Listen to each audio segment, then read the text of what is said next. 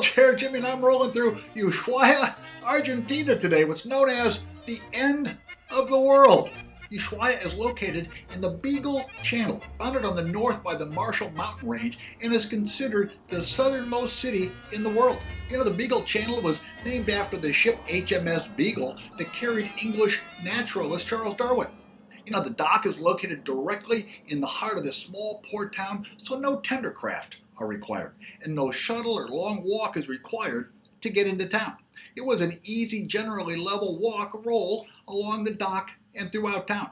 You know, we arrived on Sunday when most of the stores were closed, but, you know, frankly, most of the stores were local supply stores and not the unique local-oriented arts and craft shops or markets. No loss there. When you get to Ushuaia at the end of the world, you go to Tierra de Fuego National Park. Just a half block from the dock was a taxi booth, so we found a sedan and taxi driver, Jose, who agreed to give us a tour of the national park, which is one of the most beautiful in the world. You know, our round-trip tour took about 3.5 hours and cost US $120 for two. You know, bring Argentine pesos, not US dollars or Chilean pesos, for a tour. You know, our tour took us past two of the most picturesque scenic lakes on the planet, Lake Roca and Lake Lapataia. The snow-capped Marshall Mountains, the valleys, the landscape are certainly in the same category with the Rocky Mountains, Yosemite, and New Zealand. You know, park entry was $25 for two, and they only take Argentine pesos. You know, at the end of the road at Lake Lapataia, at the southernmost point of the world, you will travel to one of the world's most unique and unforgettable milestones. The end of the world sign. You know, this is at the end of the Pan-American highway that runs from this point to Alaska. This astounding marvel of civil engineering stretches nearly 12,000 miles across two continents. Guinness's Book of World Records lists the highway as the world's longest motorable road. There's also a very nice wheelchair-labeled boardwalk into the park, along the water, and through the wildlife. Nice job, Argentina.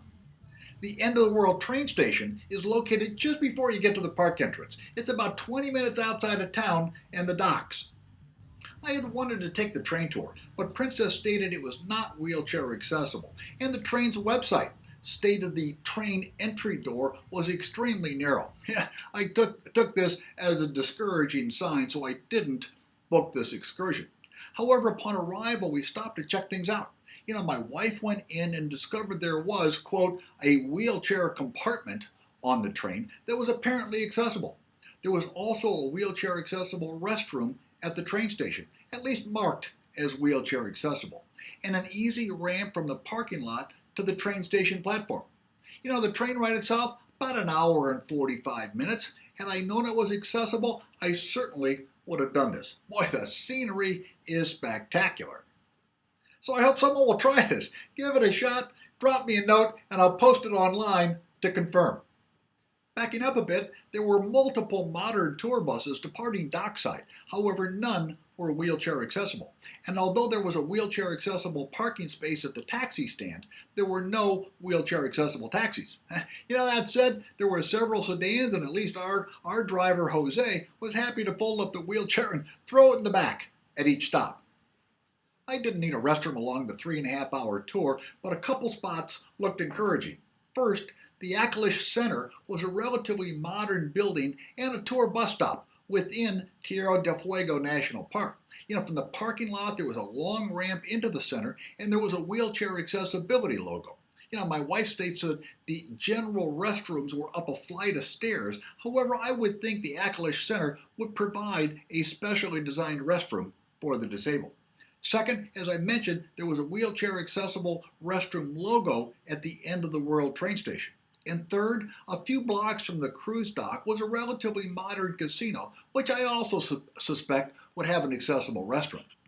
You know, without question, Ushuaia and Tierra del Fuego National Park is one of the most beautiful scenic areas of the world. With the vegetation, the wildlife, the peat bogs, the mountains, the lakes, it is spectacular. And it's reasonably wheelchair accessible. It is not to be missed.